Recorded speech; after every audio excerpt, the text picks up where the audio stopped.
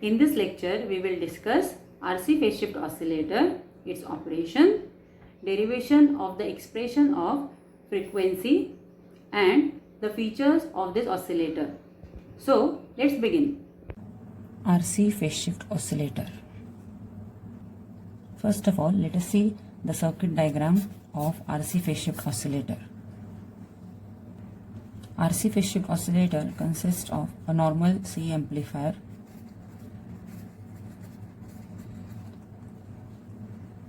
the feedback network, which is the combination of three RC networks. The value of capacitor in that is assumed to be C, and the value of resistance in each RC network is assumed to be R. Of R3 is selected such that it is equal to R minus Zi, where R is the value of the resistance of the RC network and Zi is the input impedance of the C amplifier. Now, in case of this phase shift oscillator, the C amplifier, a single stage C amplifier, provides a phase shift of 180 degrees, and the RC network provides a phase shift of 180 degrees. An individual RC network will be able to provide the phase shift of 60 degrees. The total phase shift provided by the feedback network is 180 degrees. If the input signal at the input or base of the amplifier is positive, then due to 180 degree phase shift, the output of the amplifier will be negative.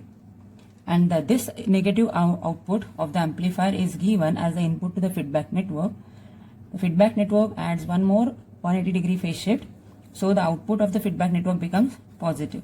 So that way, the RC phase shift oscillator gives the total phase shift of 360 degrees in a loop or 0 degrees in a loop. As soon as we switch on the power supply, due to the transient current, circuit is able to generate oscillations in the output of the oscillator circuit. The derivation of frequency of oscillations. To proceed for that, we need to replace transistor by its equivalent circuit. So here we are going to use hybrid equivalent of the BJT. So this BJT will be replaced by its equivalent HIE between base and emitter, and current source HFE IB. Emitter of the transistor is connected to ground through CE. So this emitter of the transistor will be connected to ground. At the base of the transistor, the parallel combination of R1 and R2 connected to ground, which we denote as RB, where RB is R1 parallel to R2. From the collector of the transistor, we get RC, which is connected to ground because VCC is connected to ground. From the collector of the transistor, the terminal is going to C of the first RC network, then R to ground. Here we got the equivalent of the given circuit. So here we can say the input impedance of the amplifier, between the base or the input terminal of the amplifier and the ground is Zi, where Zi is equal to R1 parallel to R2 parallel to HIE. R1 parallel to R2 is RB. So we can say RB parallel to HIE. This whole, that is RB parallel to HIE, I will replace by Zi. So R3 will get connected in series with Zi and then connected to ground. This R3 plus Zi will get connected to C. So now I will start drawing the equivalent circuit from here, from this collector terminal. And now this third C, and the second terminal of C is connected to R3. So R3, the next terminal of R3 is connected to Zi, and then the second terminal of Zi is connected to ground. Now here we know that R3 and Zi are coming in series, but the value of R3 is R minus Zi. So when I take Zi in series, so R minus Zi plus Zi will give me the value as R. So total resistance here becomes equal to R. So drawing the equivalent circuit. Now in this, replacing this current source with a voltage source and writing the value of RC is selected in such a way that it is K times the value of R. So putting RC is equal to KR and converting this current source into a voltage source, we get current is downward, so the sign will be minus and plus, and the value will be current into resistance. Now resistance is KR in series with value of RC, which is written as KR, then the rest of the RC network. So this is the final equivalent circuit which we are going to use for derivation of frequency of oscillations.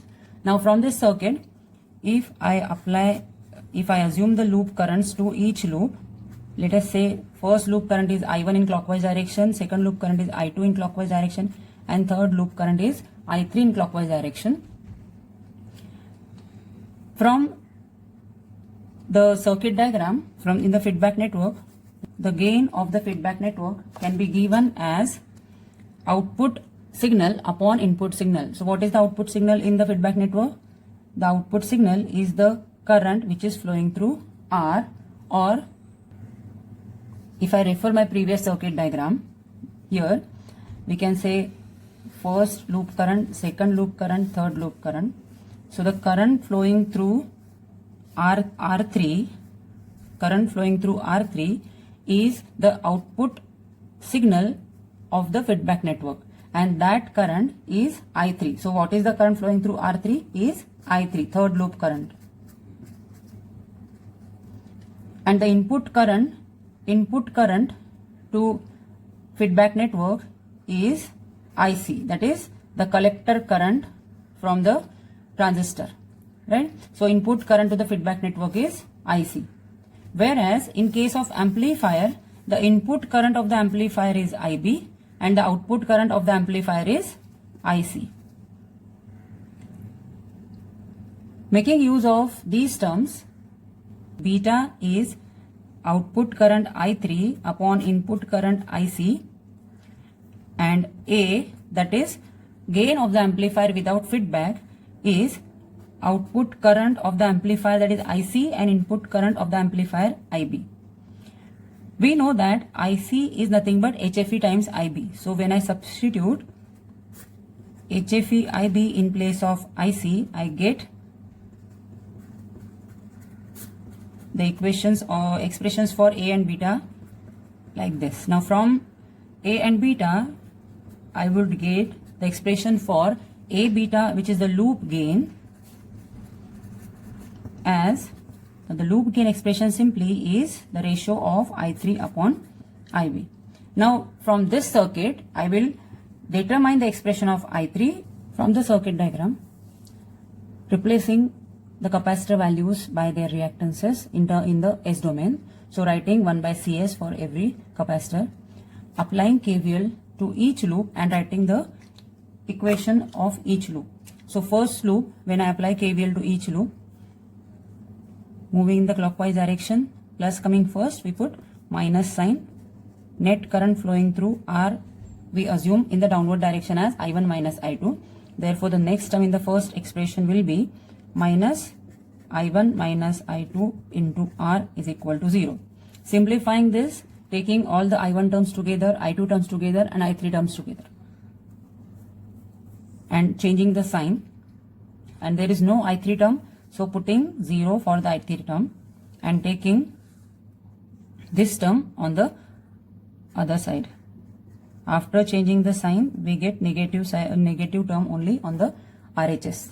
So simply writing this KR plus R as K plus 1 R plus 1 by CS.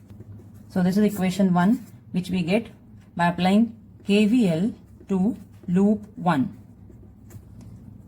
Then applying KVL to loop 2, we get the expression as moving in the clockwise direction, collecting all I1 terms together and changing the sign of the complete expression. Now this I2 term we can write as minus RI1 2R plus CS 1 by CS into I2 minus R I3 is equal to 0. That is equation number 2. Now similarly, we'll apply KVL to the loop 3, collecting all I1, I2, I3 terms together. Now we know here in this expression there is no I1 term, so writing 0 for I1 term, changing the sign of the complete expression. This is the equation number 3. Writing all the 3 expression in terms of matrix form as the Z matrix into I matrix is equal to V matrix. Usually this is called as the vector form of the equation, where the first Z matrix, or we can say Z vector, is a 3 by 3 vector, where next I vector is 3 by 1 vector, and V vector we get as 3 by 1 vector.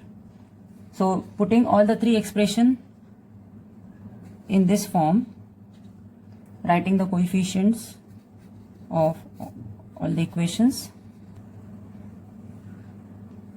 The first equation was k plus 1r plus 1 by cs I1 minus r I2 plus 0, and the right hand side was minus HFE IB KR. So we got the first row of the Z matrix as k plus 1r plus 1 by cs minus r 0. The second equation is minus r I1 plus 2r plus 1 by cs I2 minus r I3 0. So the coefficients are minus r, 2r plus 1 by cs, and minus r. So writing in the second row. Similarly, the third equation 0 minus r, 2r plus 1 by cs, and the vector I is I1, I2, I3. V vector is RHS of all the 3 equations, minus HFE IB KR 0 0. Now from this equation we need to determine the expression for I3. So applying the Cramer's rule, I3 we can get as the ratio of del 3 by del, where del we can get as the determinant of this Z matrix, 3 by 3 Z matrix, and del 3 we will get the determinant of this Z matrix replacing the third column by the V vector. So when I replace the third column of the Z matrix with the V column, so whatever matrix we get, we solve the determinant for del 3, and substituting in this del 3 by del we get the expression of I3. So let us solve del 3 here first. Row we have to replace with the V column. So minus HFE IB KR 0 0. And solving this determinant, so determinant will be k plus 1 r plus 1 by cs into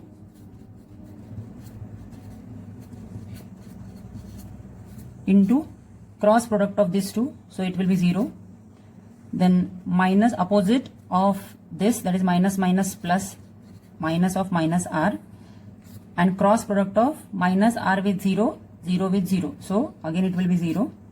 The third term will be minus HFE IB KR into the cross product of this. So in cross product we get minus r into minus r as plus r square, and this term will be 0. So this is the expression of del 3. Now we will solve del. Determinant of this Z matrix. So k plus 1 into r plus 1 by cs into cross product of this 2r plus 1 by cs into 2r plus 1 by cs will give us 2r plus 1 by cs square, minus of the product of this 2, that is minus r into minus r is r square. The second term minus of minus r into the cross product of these two terms. The cross product of these two terms will give you minus r into 2r plus 1 by cs. The third term coefficient multiplying factor is 0, therefore the third term won't appear, it will become directly 0. So solving it further, we get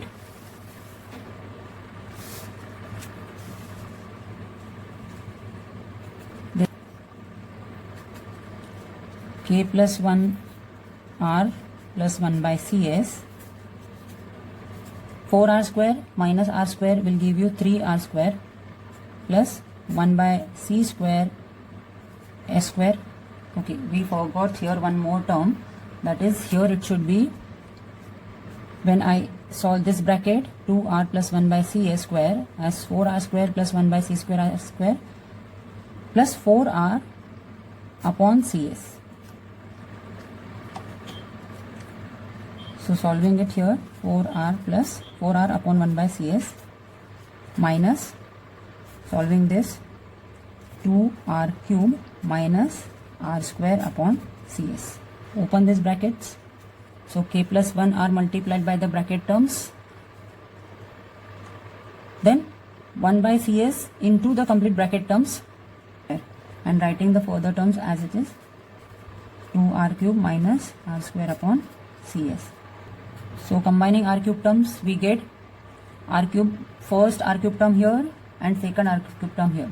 Now solving this bracket, k into 3r cube plus 1 into 3r cube and minus 2r cube. K plus 1, 4r square upon cs, this is r square term, second r square term, third r square term. All r square terms have denominator as cs, so writing common denominator, k plus 1, 4r square, solving the bracket, k 4r square plus 4r square plus 3r square of second term and minus r square of the next term. So this one is r term, second r term. Both the terms have common denominator, same denominator, c square s square. Then the last term, so 1 upon c cube s cube. So solving this, plus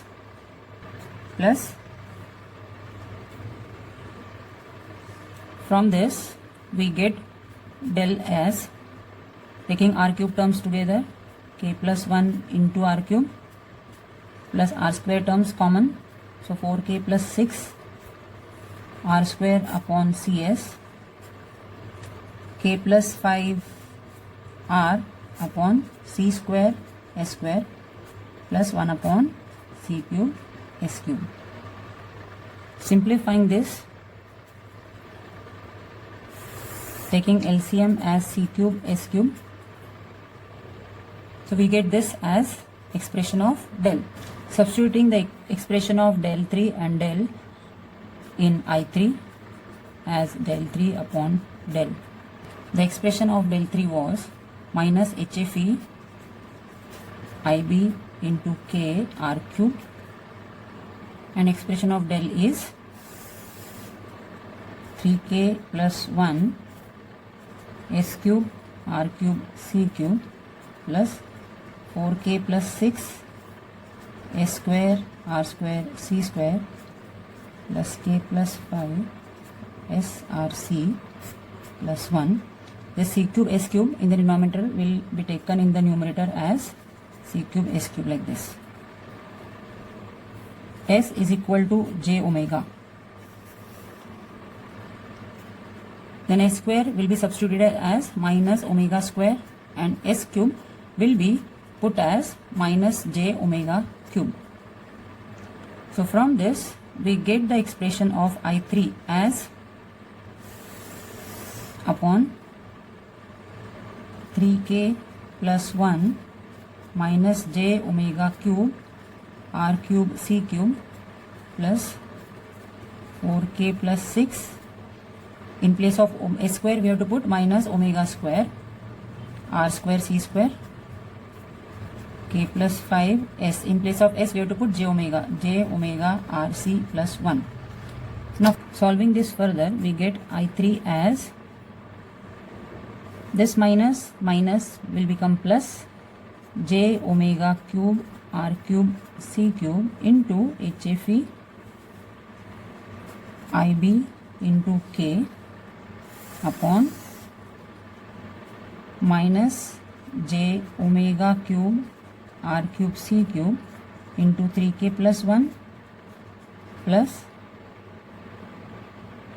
minus omega square r square c square into 4k plus 6 plus j omega rc k plus 5 plus 1. Taking this IB term on LHS, you get I3 upon IB, which is nothing but A beta. And now dividing the numerator and denominator by j omega cube r cube c cube.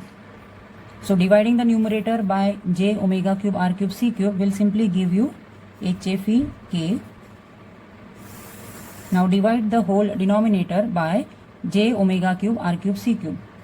Will give you minus 3k plus 1 minus 1 upon j omega rc 4k plus 6 plus 1 upon omega square r square c square into k plus 5 plus 1 upon j omega cube r cube c cube. A beta is HFE up into k upon minus 3k plus 1. 1 by j can be written as minus j. So minus of minus j will give you plus j upon omega rc 4k plus 6 plus 1 by omega square r square c square k plus 5. 1 by j can be written as minus j upon omega cube r cube c cube. In this expression, substituting x for 1 by omega rc, you get minus 3k plus 1 plus jx 4k plus 6 plus x square k plus 5 minus jx cube. The real terms together minus 3k plus 1 and plus x square k plus 5. This is real term. And from the imaginary terms we take j terms common. We get x into 4k plus 6 minus x cube as the expression for A beta. As per the Barkhausen criteria condition, the angle of or the phase shift of the loop should be 0 degrees. Now from the expression of A beta, the numerator is completely real, so its phase angle is 0. To satisfy the condition of Barkhausen criteria, we need that the denominator should also have the phase angle of 0 degrees. To achieve this condition, the imaginary term of the denominator should be 0. Making the imaginary term of the denominator 0, we get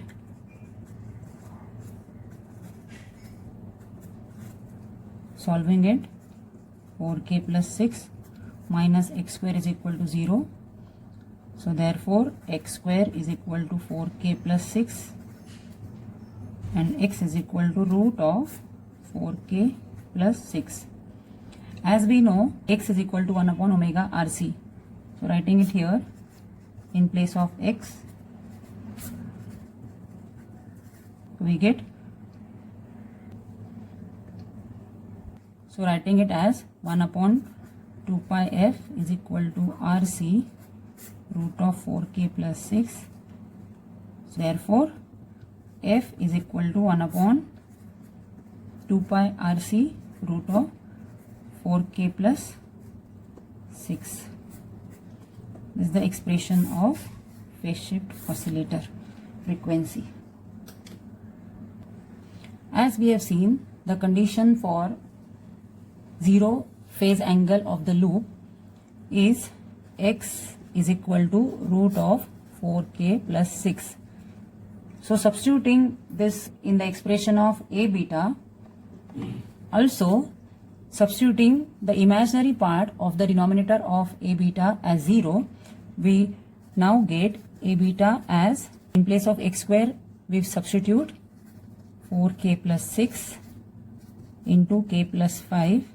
The denominator imaginary part has become 0. So solving it further, as we know that the magnitude of A beta should be greater than or equal to 1. That means this is the magnitude of A beta should be greater than or equal to 1. Therefore, HFE k upon 4k square. Now combining all the k terms together, 26k minus 3k will give plus 23k, minus 1 plus 30 will give plus 29. So magnitude of this should be greater than or equal to 1. That means HFE k should be greater than or equal to magnitude of HFE should be greater than or equal to. This is the condition for generation of sustained oscillations.